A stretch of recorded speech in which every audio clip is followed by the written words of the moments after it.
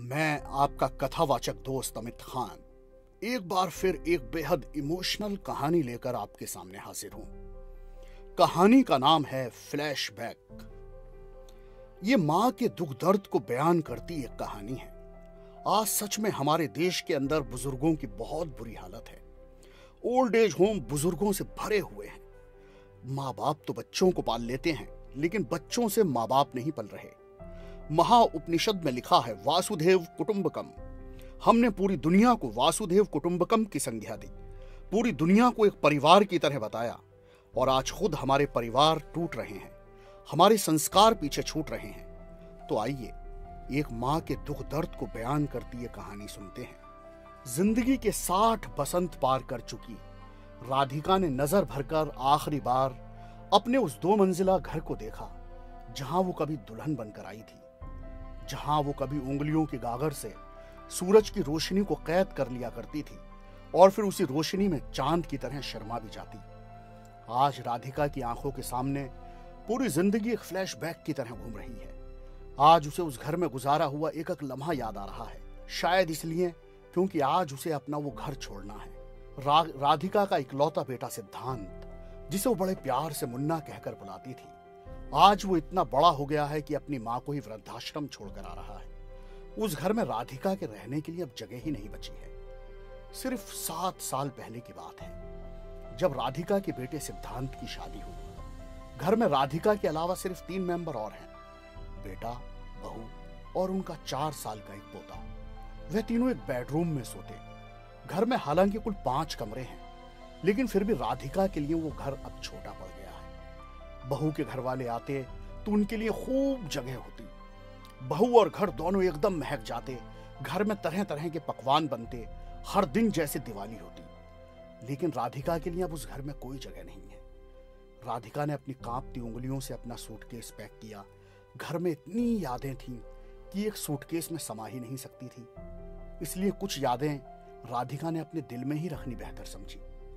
फिर भी कुछ यादें रख ली थी अपने साथ, जैसे पति रामेश्वर दास का फोटो, शादी की लाल साड़ी, मुन्ना की छोटी रजाई, जिसे कभी उसने खुद अपने हाथ से बनाया था। कितना खुश थी राधिका जब मुन्ना हुआ था। पहले घर सिर्फ 1 मंजिला था, बहुत सादा सा। लेकिन जब घर में मुन्ना हुआ तो उसके 5 साल बाद राधिका ने ही अपने सारे जेवर बेचकर ऊपर की मंजिल पर 3 कमरे और डलवा दिए थे। ऐसा लगा था जैसे महल बना लिया हो। जिंदगी के सब सुख आराम की चीजें उन्होंने जुटा ली, ताकि उनके मुन्ना को और उनकी बहू को किसी भी चीज की कोई कमी ना हो। मुन्ना का इंतजाम तो पति पत्नी ने मिलकर कर दिया था, लेकिन मुन्ना उनका इंतजाम न कर सका।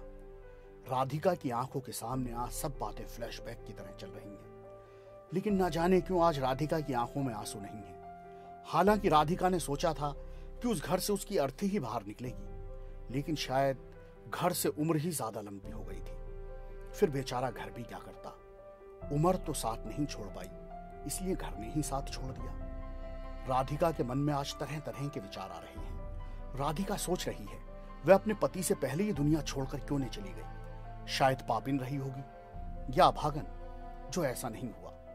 तभी मुन्ना आ गया। उसने उनका सूटकेस उठाया, जिसमें उसकी भी छोटी रजाई थी, छोटे छोटे दस्ताने थे।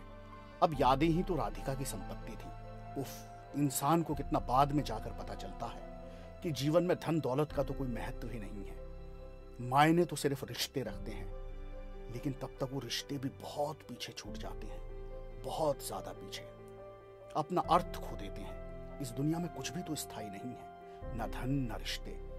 तभी बाहर से टैक्सी के हॉर्न की आवाजें आने लगी। शायद टैक्सी ड्राइवर को भी राधिका को वृद्धाश्रम ले जाने की जल्दी थी। राधिका ने नजर उठाकर मुन्ना की तरफ देखा। मुन्ना सच में अब बड़ा साहब लगता था, बहुत रौबदार और अधिकार से बातें करने वाला। पहले जो 10-10 पैसे की टॉफी के लिए रोता था, अब लाखों में जो खेलने लगा था। पैसे का महत्व ही न रहा उसकी निगाह में, तो रिश्तों का भी कैसे रहता। वैसे भी जब से मुन्ना की शादी हुई और वो विदेशी कंपनी में मैनेजर बना, तब से वो बड़ा आदमी बन गया था। मुन्ना मुन्ना रहा ही नहीं। अब तो राधिका की जबान भी उसे मुन्ना कहने से पहले कांप जाया करती थी। उसे भी लगता था कि वो किसी साहब से बात कर रही है। राधिका मुन्ना के पीछे आहिस्ता आहिस्ता चलती हुई घर से बाहर आ गई। राधिका ने घर की दहलीज यूं कांपते कदमों से पार की थी, जैसे जीवन पीछे छोड़ रही हो। राधिका जानती थी वो अब दोबारा उस घर में नहीं आ पाएगी। पता नहीं उसकी चिता को अग्नि भी मुन्ना के हाथों मिलेगी या नहीं। बहू आज सुबह से ही राधिका को कहीं नजर नहीं आई। उसने शायद खुद को बेडरूम में ही बंद कर लिया था। मुन्ना ने सूटकेस टैक्सी में रखा और राधिका से कुछ कहना चाहा। वो आज अपनी मां से आंख मिलाने की ताब भी नहीं ला पा रहा था। शायद कुछ अपराध बोध अंदर था, शायद अभी कुछ मानवता शेष थी जिसने उसके अंदर गिल्ट पैदा कर दिया था। मुन्ना कुछ कहता उससे पहले ही राधिका ने उसे रोका। नहीं, राधिका बहुत भावुक स्वर में बोली, कुछ मत कहना, तुम्हारी कोई गलती नहीं है। अपने मन पर भी किसी तरह का कोई बोझ मत रखना मुन्ना, गलती मेरी है। मुन्ना ने चौंक कर अपनी मां की तरफ देखा। जानते हो, राधिका बोली, मैं बेटे की भूखी थी, बस बेटा चाहती थी।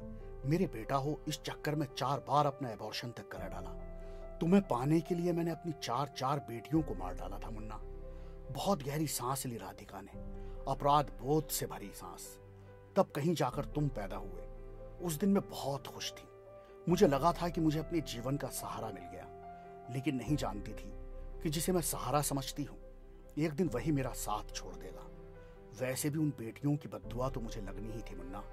ईश्वर ने उस पाप की सजा तो मुझे देनी ही थी, इसलिए मुझे तुमसे कोई शिकायत नहीं। मुन्ना स्तब्ध खड़ा रह गया, जबकि राधिका अपने पाप के बोझ से दबी अकेली ही टैक्सी में जाकर बैठ गई। टैक्सी अब वृद्धाश्रम की तरफ दौड़ी चली जा रही थी। राधिका के दिमाग में उस समय सिर्फ एक ही बात थी, अगर उन 4 बेटियों में से आज एक भी जिंदा होती तो उसे यूं वृद्धाश्रम न जाना पड़ता। काश सब समय रहते ये बात समझ जाए। जरा सोचो, अगर हम दोनों मिल जाएं तो हमारी लाइफ कितनी शानदार होगी। इसलिए कह रहा हूं, हमें ये मौका खोना नहीं चाहिए। अगर फोन गिर जाता है तो वो उसे जल्दी से संभाल कर उठाते हैं कि कहीं उस पर स्क्रैच ना आ जाए।